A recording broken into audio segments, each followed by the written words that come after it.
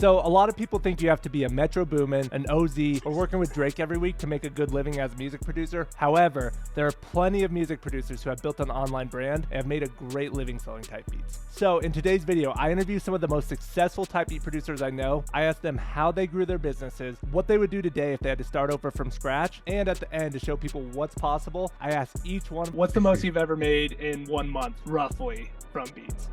Oh man. Start with the big question. How do you grow a type beat channel? I like this question, by the way. So for me, you gotta be consistent. That's the main thing. You gotta have great beats. You gotta be just good at what you do and be original, not try to copy too many people, like in terms of visuals and in terms of beats, obviously, because every niche, like if you pick an artist, you gotta find a niche of this artist that is different than everyone else. You just need to be different. Right now, I think you gotta post every day, or like at least 3 times a week, I would say.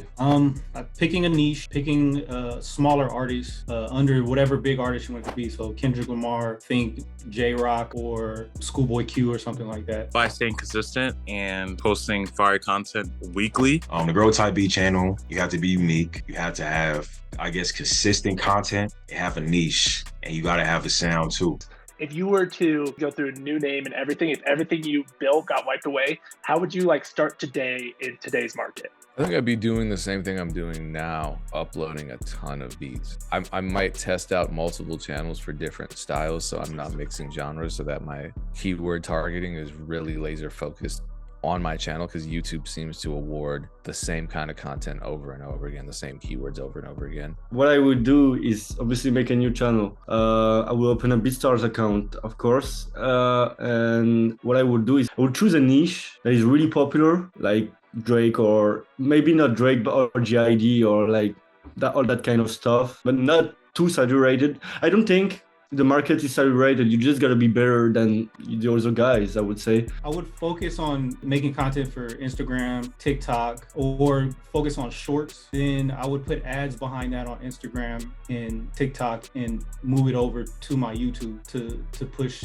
the videos. I would kind of repeat what I did before, find an artist whose music I enjoy and what inspires me, and try to recreate that in my own way and be consistent doing that. Posting at least 3 times a week on YouTube and running ads on the beats that on the beats that people really gravitate towards and gets the most engagement. If you could give your past self just one piece of advice, like when you were starting out, to maybe either accelerate or like kind of avoid a big mistake, what would that be? Get therapy, meditate, don't react, because that blocked me from a lot of stuff, especially when it came to just my beat selling approach for the better. That really increased sales was customer service. You know, no matter where I am, you can reach me if you have a question about a beat license, or if you have a question about a deal, or if you have, like some people will reach out to me and say, hey, can I get this beat for 30% off? Like, yeah, sure, whatever. You reached out, you asked. That's a part of customer service. So I would tell myself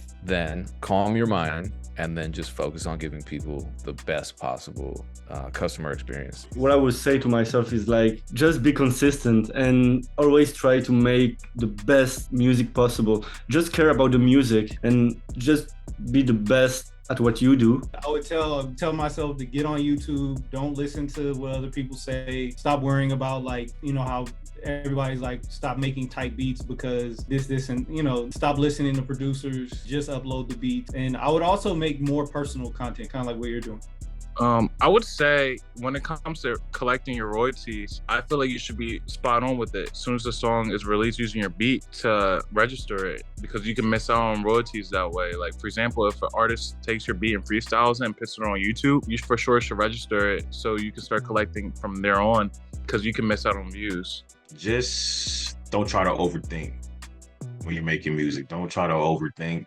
Don't try to have a perfect mix, or don't try to be something that you're not. What's the most you've ever made in 1 month, roughly, from beats? The best month I've ever had was probably when I got a $20,000 check plus beat sales. So that was probably like a $50,000 month.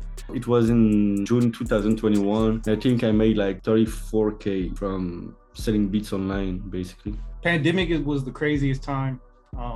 in January 2021, it's like 70,000.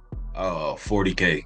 I feel like this might shock people, but I really don't pay attention to the money anymore. Like at this point, I'm just working so hard. I'm in the studio every day. Like when I do check, like I'm just checking on YouTube to upload and just seeing a few comments, liking a few comments, but like probably around like 40, 50K.